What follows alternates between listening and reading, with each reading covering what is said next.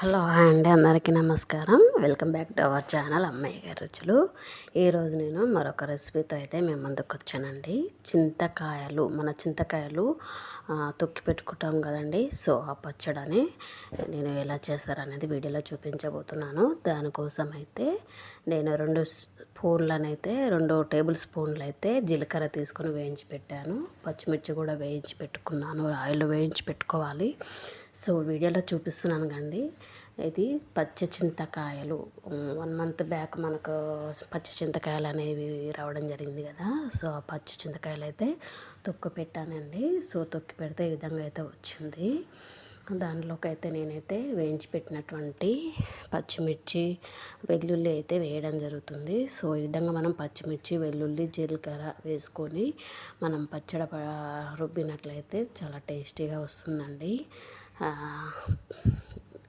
Already మనం salt వేసి ఉంటాం కాబట్టి తొక్కినప్పుడు లైట్గా మనమైతే సాల్ట్ అయితే వేసుకోవాలి. సో రుబ్బిన తర్వాత నేను జీలకర్ర అండ్ ధనియా పౌడరు కొద్దిగా మెంతుల పౌడర్ అయితే యాడ్ చేయడం జరిగింది. సో ఈ విధంగా యాడ్ చేసుకొని మళ్ళీ ఒకసారి అయితే మిక్సీ పట్టుకోవాలి. సో మిక్సీ పట్టుకోవడం వల్ల మనకి పేస్ట్ అనేది ఈ విధంగా రావడం జరుగుతుంది.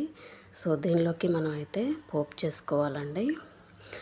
చింతకాయల వల్ల మనకి చాలా యూజెస్ కూడా ఉంటాయండి. శరీర బరువు తగ్గాలనుకునే వాళ్ళు కూడా దీన్ని యూజ్ చేయొచ్చు. కాలేయ వ్యాధి సంబంధిత వ్యాధులతో బాధపడేవారు కూడా దీన్ని వాడడం వల్ల యూజెస్ అనేది ఉంటుంది. సో పోపు కోసం అయితే కడాయి తీసుకుని ఆయిల్ అయితే వేయడం జరిగింది. జీలకర్ర వెల్లుల్లి ఎండుమిర్చి వేసుకోవాలి. సో నెక్స్ట్ కరివేపాకు కొత్తిమీర అయితే వేయాలండి. సో పోపు రెడీ అయిన తర్వాత మనం రుబ్బి పెట్టుకున్నటువంటి పేస్ట్ ఉంది కదా, చింతపండు పేస్ట్, సో చింతకాయల పేస్ట్. సో ఈ విధంగా మనం ఇందులో కలుపుకోవాలి. ఆల్రెడీ మనం పసుపు వేసి రుబ్బినాం కాబట్టి లైట్గా పసుపు యాడ్ చేసుకోవాలి. సో యాడ్ చేసుకొని కలుపుకున్నట్లయితే మనకు కావాల్సినటువంటి చింతకాయల పచ్చడి అనేది రెడీ అయిపోతుందండి. ఇది కాస్త వేడివేడి అన్నంలోకి వేసుకొని కొంచెం నెయ్యి వేసుకొని తిన్నట్లయితే అబ్బా టేస్టే వేరే ఉంటుందండి. సో చిన్నపిల్లలకు కూడా వేడివేడి అన్నంలో నెయ్యి వేసి పెట్టినట్లయితే చాలా ఇష్టంగా తింటారు పిల్లలు.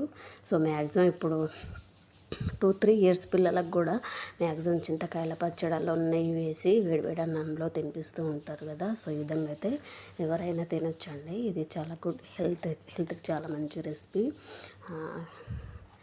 ఇక క్యాన్సర్ వ్యాధిని కూడా నయం చేస్తుంది. ఇదండి ఈరోజు రెసిపీ.